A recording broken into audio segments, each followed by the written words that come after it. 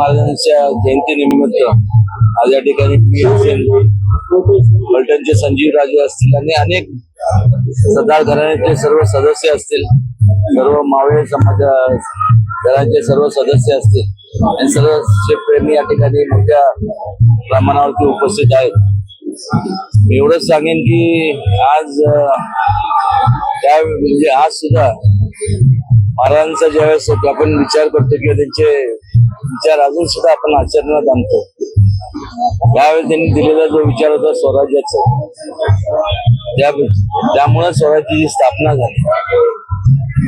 अनेक घराणे जे पाहिले आपण त्याच्या अगोदर संपूर्ण देशात किंवा जगभरात ते नावाने ओळखले जायचे, पण एक छत्रपती शिवाजी महाराजांचं त्यांचं कधी दैतेचं दैतेचं राजा म्हणून त्यांची ओळख याकरता होती, कारण सर्वात प्रथम रयतेचा सहभाग, जनतेचा सहभाग हा राज्य कारभारात व्हावा ही संकल्पना, हा विचार त्यांनी दिला आणि त्यामुळंच आज लोकशाही आपण जे पाहतो की लोकशाहीत आपण वावरतो, किंबहुना त्या लोकशाहीचा ढाचा जर कोणी रचला असेल तर छत्रपती शिवाजी महाराजांनी.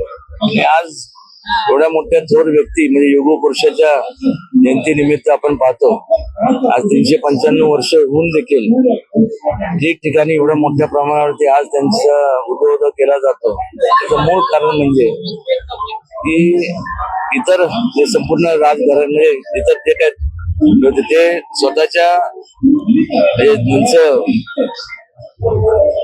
हे वाढवण्याकरता, साम्राज्य वाढवण्याकरता लढले.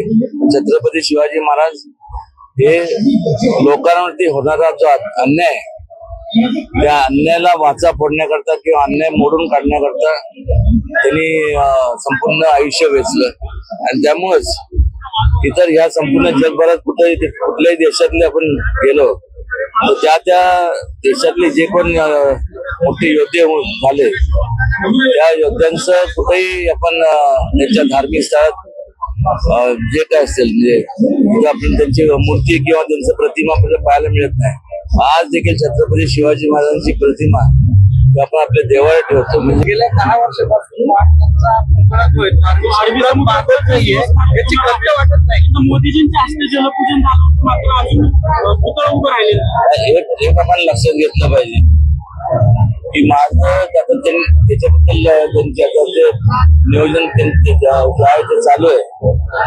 त्या बाबतीत तसं पाहायला गेलं तर त्यापेक्षा जास्तीत जास्त जेवढे गड किल्ले यांच्या दुरुस्ती करता ते जर निधी वापरला गेला तर जास्त उच्च करेल.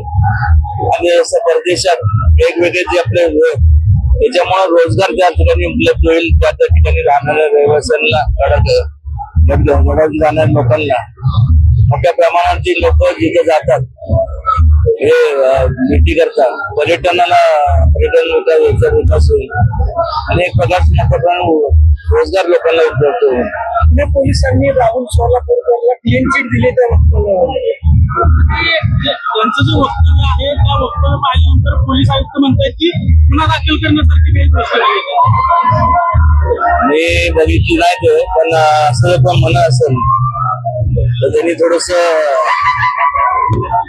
स्वतःच चेकअप करून घेतलं पाहिजे. क्लीन चिट देण्यासारखं त्यात म्हणजे काय क्लीन चिट कसं देणार? म्हणजे लाच हा जो प्रकार आहे महाराजांनी दिला कमाल असं पण म्हणत असेल तर माझं त्याबद्दल मी ऑलरेडी याबद्दलच मत व्यक्त केलं.